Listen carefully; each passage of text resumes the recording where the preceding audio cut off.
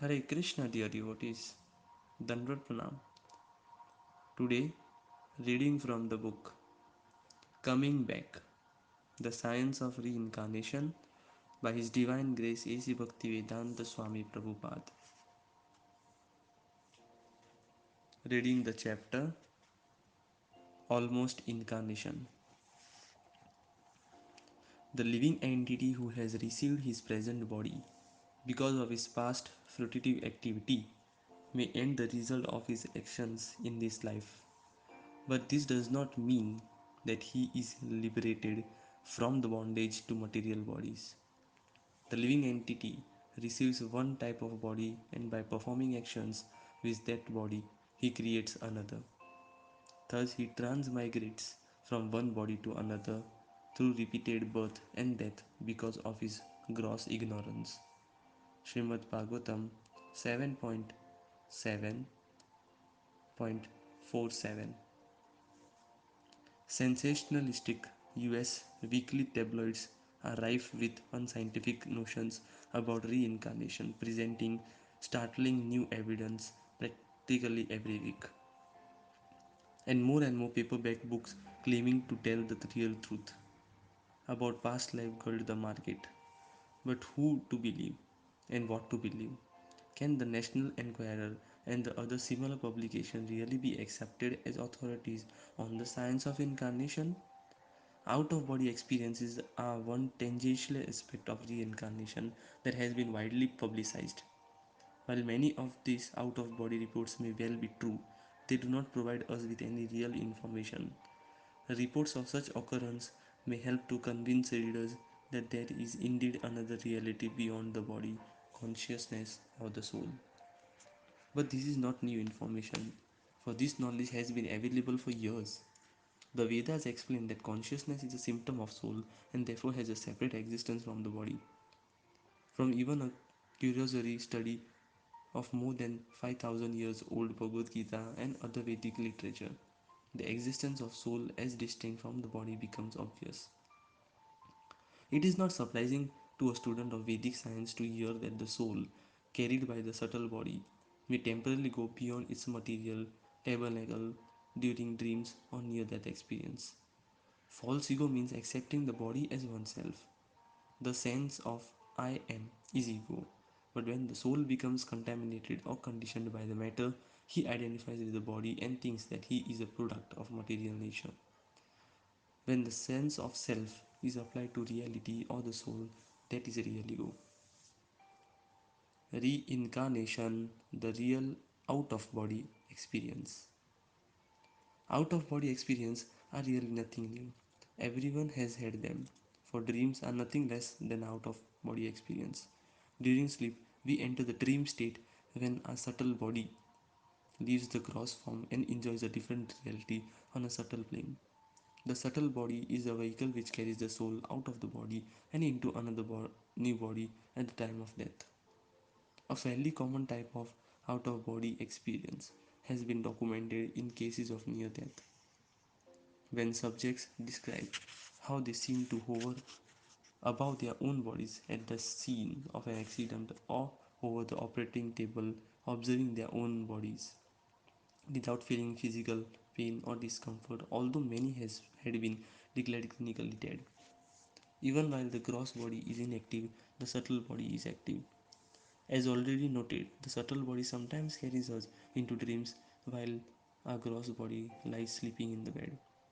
A similar phenomenon occurs when we go on a mental journeys during the day, as in daydreams.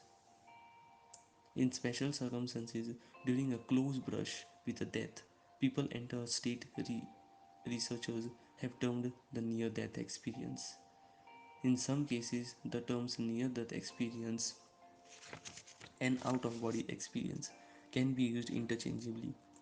During a near death experience, the subtle body often hovers around above the corporeal form. Since the soul is the elemental principle of life, the very essence of life itself, it can observe the body it belongs to. It can see, hear, and smell, just as if it possessed all the physical faculties of the body. When the subtle body hovers above the gross form during an near death experience, The body may be compared to a car with the engine left running. The driver of the vehicle has stepped out of the moment, but if he does not return, the car runs out of fuel and the engine ceases to run. Similarly, if the soul does not return and reintegrate itself with the body during a near death experience, the person dies, and the subtle body carries the soul to another physical body to begin a new life. This fact is a fundamental principle expounded throughout the Vedic literature. One of the most famous and oft quoted verse of Bhagavad Gita states, as the embodied soul continuously passes in this body from the boyhood to youth to old age, the soul similarly passes into another body at death. A sober person is not bewildered by such a change. During a lifetime, we are unknowingly creating the subtle form of our next physical body. Just as a caterpillar transports itself by taking hold of one leaf before giving up another, the living entity begins to prepare its new body before giving up the present one. At the moment of actual death, the soul transmigrates to a new body, entering the body of its former habitation lifeless. The soul does not need the body to exist, but without the presence of the soul, the body is nothing more than a corpse. This transfer of the soul from one body to another is what we call reincarnation. Although hundreds of recorded near death experiences seem to present ample evidence that the mind and the soul can exist while separate from the body, near death experiences don't give us any definite information about the soul's final destination at death. Therefore, while literature on near death experiences can provide us with the basis for accepting reincarnation, it still leaves readers sadly uninformed about the true nature of reincarnation and the destiny of the soul after the death experience. Hypnotic regressions do not give us the whole picture. A number of popular books on reincarnation focus on the cases of hypnotic regression in which subjects allegedly recall details of a past life or past lives.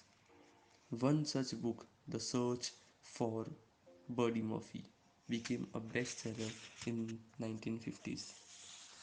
It was serialized in more than 50 newspapers and created something of a worldwide sensation. The book became a major prototype for a whole genre of past life regression paperbacks that appeared in the decades following the release of book. Such books still enjoy a modicum of popularity today. But this literature about reincarnation only skims the surface, giving us a bantam view of a vast subject, a view that in many ways can be misleading. In the search for Buddy Murphy, the author, a skilled hypnotist, regressed his middle aged American subject, Mr. Virginia TK, to her last incarnation, in which she claimed to be a girl named Buddy Murphy, who was born in Ireland in 1798, lived there all her life, and died at age 66 in Belfast. Under hypnosis, TK disclosed details of Birdie's childhood home, gave the names of parents, friends, and relatives, and reported many other particulars of her past life. The book reported that Birdie entered the spiritual world at death, only to be reborn again in America in 1923 as Virginia TK. Investigators were able to verify some of the informations Tig supplied about Birdie Murphy, but they also discovered parallels between Mrs.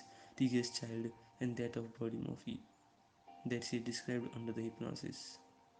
Research revealed, for example, that at the age of 4, Tigger lived with an aunt across the street from a woman named Birdie Murphy. As a result, the Birdie Murphy story is still vigorously debated and shrouded in controversy. From this and many other similar cases, we understand that even the most detailed and descriptive past life memories may be events from the subject's childhood.